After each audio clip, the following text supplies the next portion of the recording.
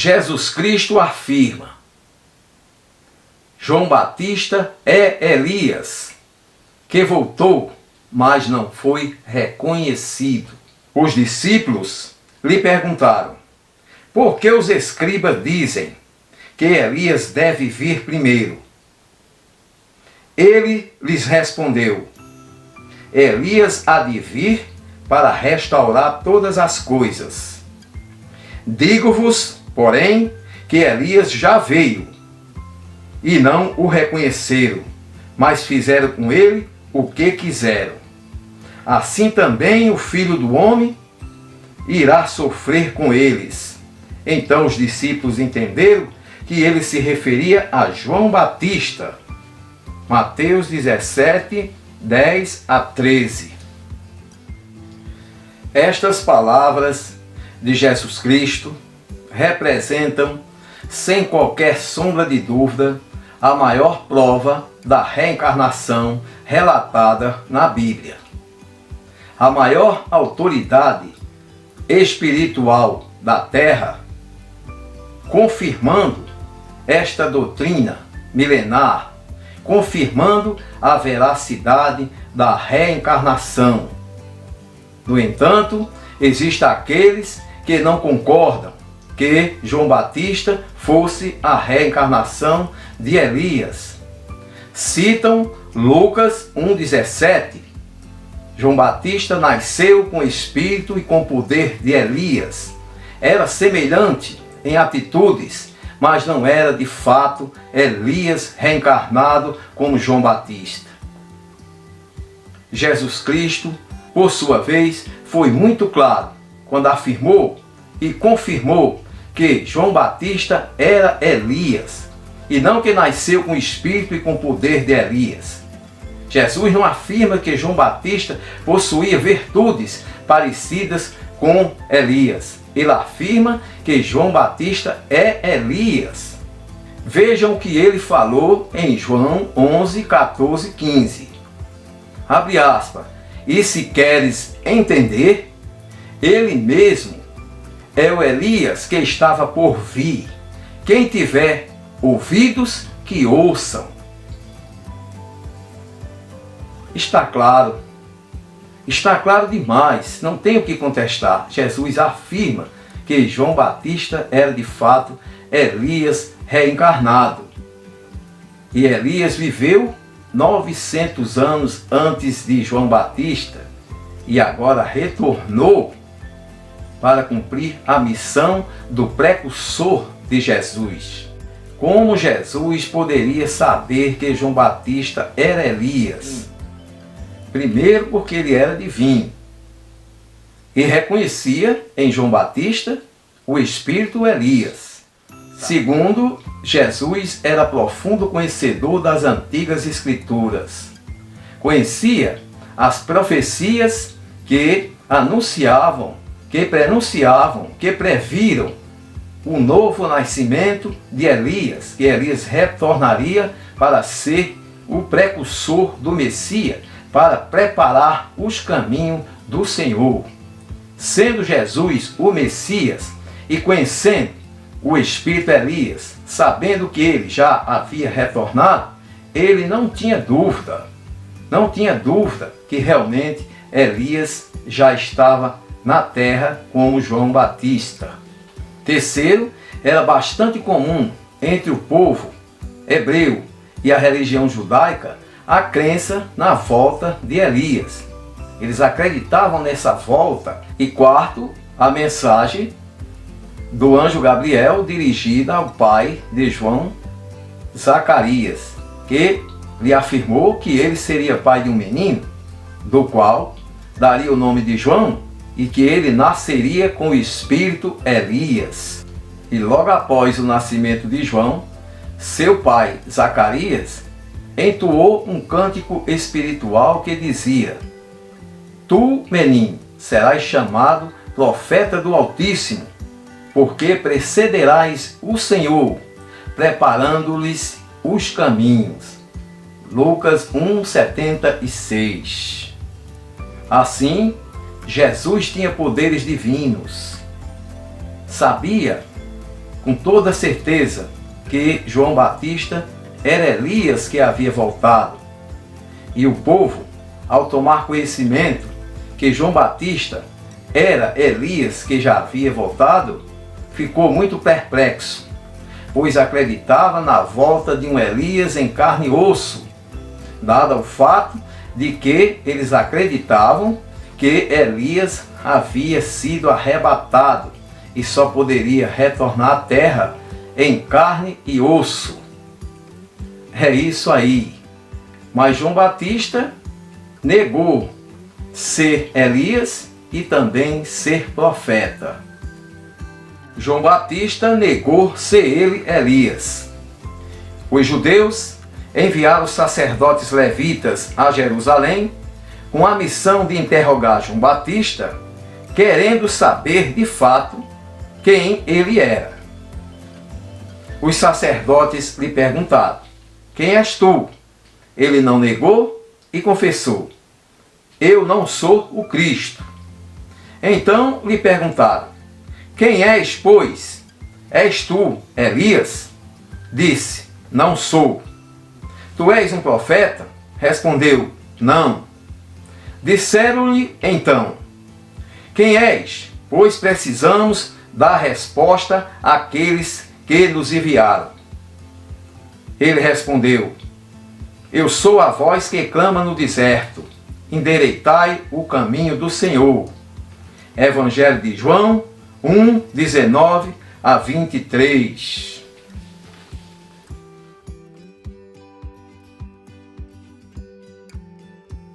Mas João Batista negou ser ele Elias e negou ser um profeta. Por que ele negou? Naturalmente que ele só poderia negar. Quando reencarnamos, esquecemos as nossas existências anteriores. A doutrina espírita afirma que a lembrança das vidas passadas nos traria muitos inconvenientes. Assim se torna necessário que esqueçamos as nossas vidas pretéritas. Ao homem não é dado saber todas as coisas. Ao homem não é dado saber o princípio da criação, como Deus criou a vida e o universo. Muitos mistérios não é dado ao homem saber. Forçoso é que o homem não saiba o futuro, nem saiba o passado. Ele soubesse o futuro, negligenciaria o seu presente. E a lembrança do passado, como já disse, traria muitos inconvenientes. Assim, João Batista só poderia negar ser ele Elias. Ele não se lembrava da sua existência anterior. Ele também negou ser profeta. E Jesus afirmou, abre aspas, em verdade vos digo que não surgiu entre os nascidos de mulher alguém maior do que João Batista. Contudo, o menor no reino dos céus é maior do que ele. Mateus 11, 11.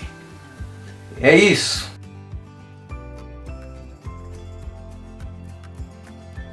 Agora existem aqueles que afirmam e acreditam convictamente ser impossível Elias ter reencarnado como João Batista, tendo em vista que Elias não morreu nem ressuscitou, mas foi arrebatado num turbilhão. Essa narrativa é encontrada no segundo livro dos Reis 2:11, que afirma, abre aspas, enquanto Elias e Eliseu vinham pela estrada conversando distraidamente, eis que de repente surgiu um carro de fogo, com cavalos também de fogo, que os separou um do outro, e Elias subiu aos céus num turbilhão.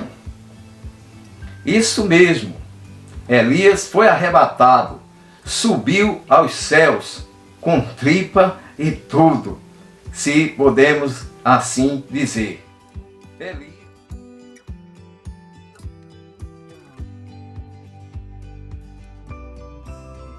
O relato do arrebatamento de Elias numa carruagem de fogo pode tranquilamente ser considerada como mito.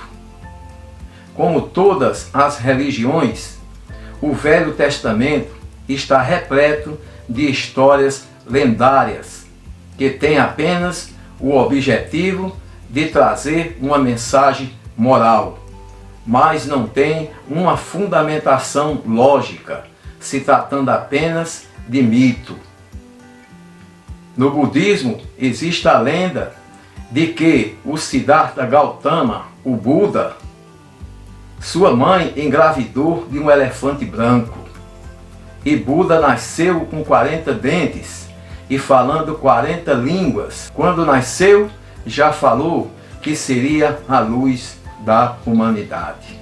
São lendas, mitos, para ilustrar uma mensagem com sentido moral. É isso aí.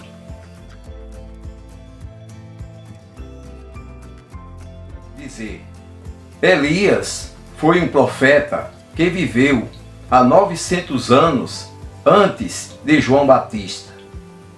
Era um grande defensor do povo hebreu e inimigo feroz da idolatria. Naquele tempo de Elias, havia uma seita religiosa que cultuava e adorava o deus Baal, o deus do sol. E seus adeptos realizavam cultos imorais que consistiam em atos libidinosos, praticavam holocausto de crianças e até a magia negra. Elias era revoltado com isso e travou com esses profetas, esses adoradores de Baal, uma tremenda luta, uma tremenda guerra. No entanto, vejam que muitos relatos sobre a vida e os atos de Elias estão mais voltados para a lenda. Por exemplo, Deus ordenou Elias que fugisse e se escondesse no lado do Oriente, que ele ia ordenar os corvos que o alimentassem. Elias, fugindo das perseguições de Acabe, o rei, e dos adoradores, dos profetas de Baal, ele, ordenado por Deus, ele foge, se esconde do lado do Oriente, às margens, para o lado do rio Jordão. E lá, Deus determinou que os corvos o alimentassem. E assim foi feito. Pela manhã, os corvos lhe traziam pão e carne, e pela tarde ele bebia água do riacho. É difícil imaginar os corvos fabricando pães. Que tipo de pães eram feitos para alimentar Elias? Está mais uma prova de uma narrativa mítica, levada para o terreno da mitologia, corvos alimentando pessoas com pães e com carne. Outra história bastante interessante, relatada no primeiro livro de Reis, capítulo 17, sobre a vida de Elias, relata que ele, novamente, devido a uma grande seca, foi ordenado por Deus para ir para as terras chamadas de Serepta de Sidom. Em Serepta de Sidom, Deus ordenaria que ele seria sustentado por uma viúva, ou seja, Deus ia ordenar uma viúva que o sustentasse. Imagine os tempos modernos, onde existem homens que adoram ser sustentados por viúvas ricas, enquanto tem viúvas ricas que adoram sustentar homens fracos. Mas assim foi relatado. Deus ordenou que Elias seria sustentado por esta viúva. Mas o importante é esclarecer agora que esta viúva não era uma viúva rica, era uma viúva pobre, que tinha um filho para sustentar, e agora também teria Elias, mas era a vontade de Deus. E conta que Elias, ao chegar a esta região, encontrou esta mulher, esta senhora, esta viúva, apanhando lenha. E eis que ele se apresenta e fala que a vontade de Deus é que ela o sustente e que ele traga alimento. E ela alega que o alimento que tem, um pouco de farinha e pouco azeite na jarra.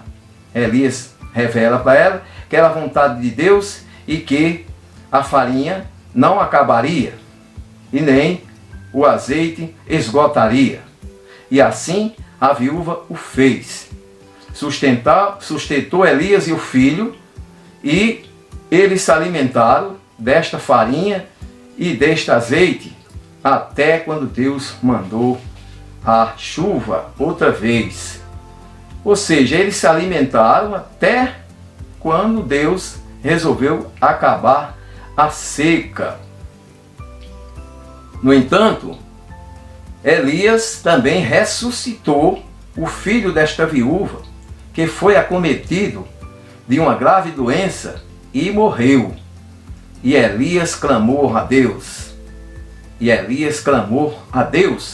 Pedindo que ele retornasse, que ele desse vida novamente ao filho da viúva. E Deus o atendeu, e o filho da viúva foi ressuscitado. Elias, nesse caso, também ressuscitava mortos.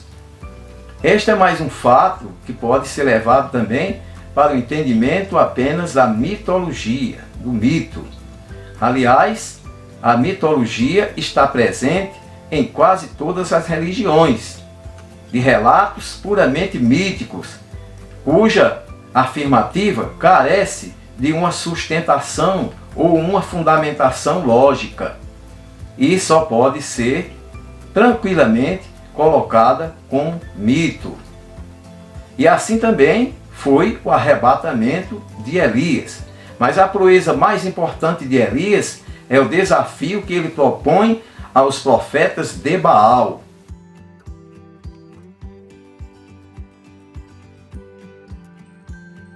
Sendo ele inimigo feroz da idolatria e daqueles profetas pagãos, e seguindo orientação de Deus para eliminar aqueles profetas assassinos que praticavam holocausto de crianças, queimavam pessoas vivas em sacrifício a Baal, praticavam orgias e rituais libidinosos em sua homenagem.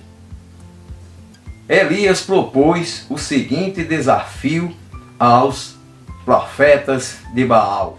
2 novilhos seriam colocados separadamente sobre lenha, e os profetas de Baal o invocaria, e ele, Elias, invocaria o seu Deus. Após a invocação, o Deus que respondesse enviando fogo, este seria o Deus verdadeiro. Assim, na presença de todo o povo ali presente, os profetas de Baal o invocaram, mas Baal não respondeu. Sem resposta de Baal, seus adoradores clamavam em altas vozes e se retalhavam com facas e lancetas, segundo o seu costume, até derramarem sangue pelo corpo. Porém, Baal continuou sem dar resposta. Elias, por sua vez, depois de realizar alguns rituais, rogou ao Deus de Abraão, Isaque e Jacó, e recebeu a resposta. O Deus de Abraão, Isaque e Jacó enviou fogo, que consumiu o holocausto e a lenha. Depois, Elias mandou prender todos os profetas e determinou que nenhum escapasse. Em seguida, os conduziu às margens do rio Quizon e ali os decapitou, num total de 450 profetas de Baal.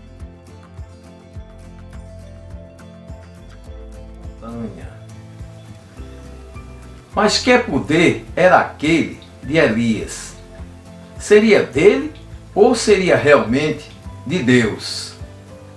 Elias sempre invocava Deus, sempre rogava a Deus e Deus enviava fogo.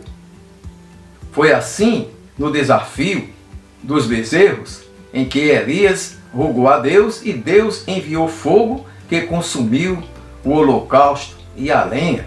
Foi assim também no seu arrebatamento, onde Elias foi arrebatado numa carruagem de fogo. Sempre o fogo, sempre pelo fogo. Este poder realmente vinha de Deus ou era de Elias? Existe uma teoria que este poder era dele próprio, de Elias, que ele seria um médium de efeitos físicos e cujo fenômeno hoje é conhecido como combustão espontânea. Combustão espontânea. É isso aí. João Batista tinha semelhanças incríveis com o profeta Elias. Embora Elias tenha vivido 900 anos antes de João Batista, a semelhança entre eles era muito grande, tanto no temperamento e personalidade forte, como até no modo de vestir-se. Elias vestia-se com roupas de pelos e com os lombos cingidos de um cinto de couro, enquanto João Batista, o precursor, vestia-se com roupas de pelos de camelo e um cinto de couro em torno de seus lombos. Isso comprova que, de fato, João Batista era o próprio Elias. Não podia ser diferente. A maneira de vestir-se, o caráter, a personalidade forte, o temperamento, as atitudes, as ações, não deixava dúvida que realmente se tratava de Elias. Embora Elias tenha vivido em épocas muito distantes, agora estava vivendo João Batista.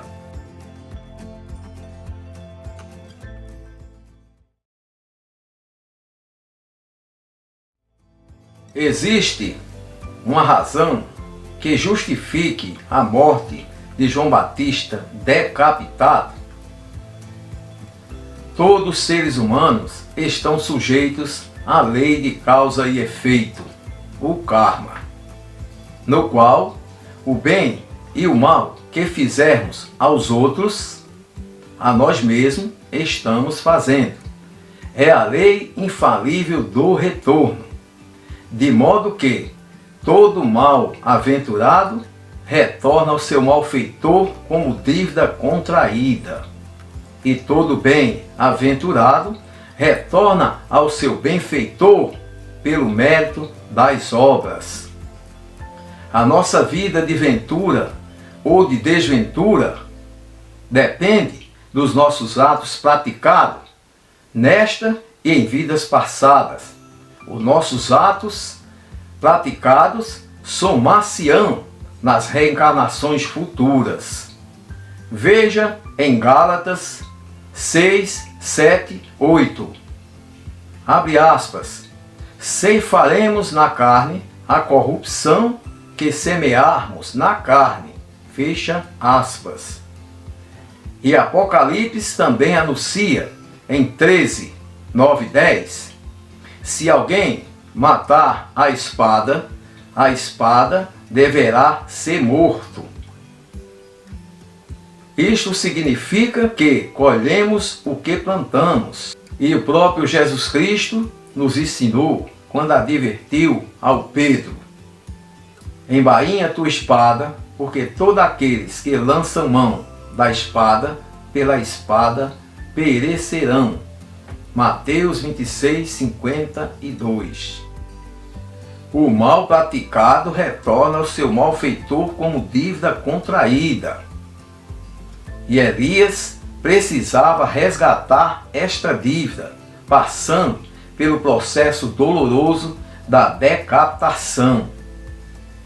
Veio cumprir a missão de ser o precursor do Messias, vivendo João Batista, mas também precisava resgatar a dívida que tinha do passado.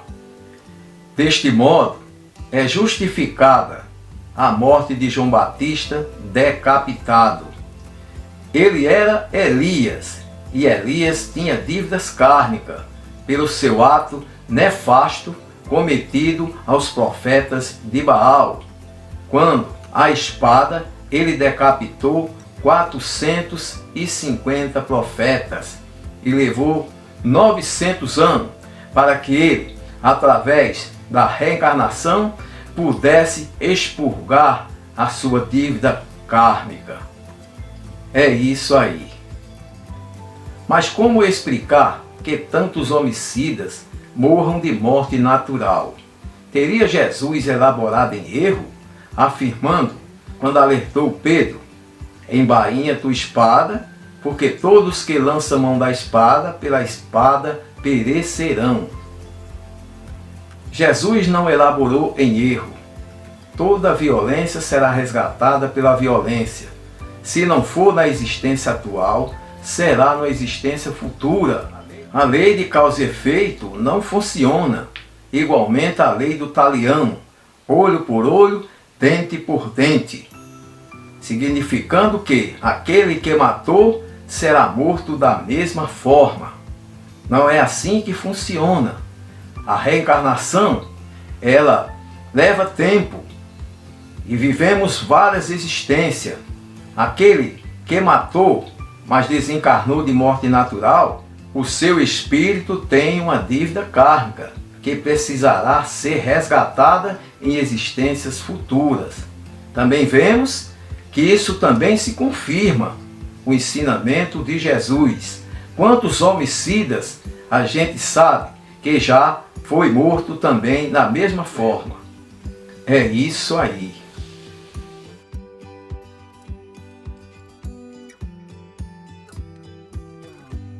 Como podemos ter certeza que João Batista era de fato Elias? Por 3 motivos. Primeiro, se não fosse, Jesus Cristo não teria falado. Jesus não afirmou que João Batista possuía espírito e poder de Elias. Ele afirmou: João Batista é Elias que voltou, mas não foi reconhecido. E confirma, dizendo: se queres entender, ele mesmo é o Elias que haveria de vir. Quem tiver ouvidos, que ouçam. Isto é uma afirmativa. João Batista era Elias. Segundo, a semelhança existente entre ambos. Ambos eram muito semelhantes em caráter, temperamento e até na maneira de vestir-se. Significa que Elias estava João Batista. Terceiro, a morte de João Batista decapitado. João não matou a espada e, portanto, não teria dívidas kármicas a expiar se não fosse Elias. João era um invólucro físico usado pelo espírito Elias. Portanto, estas 3 razões nos obrigam a acreditar que, de fato, João Batista era a reencarnação de Elias. É isso aí, meus amigos e amigas.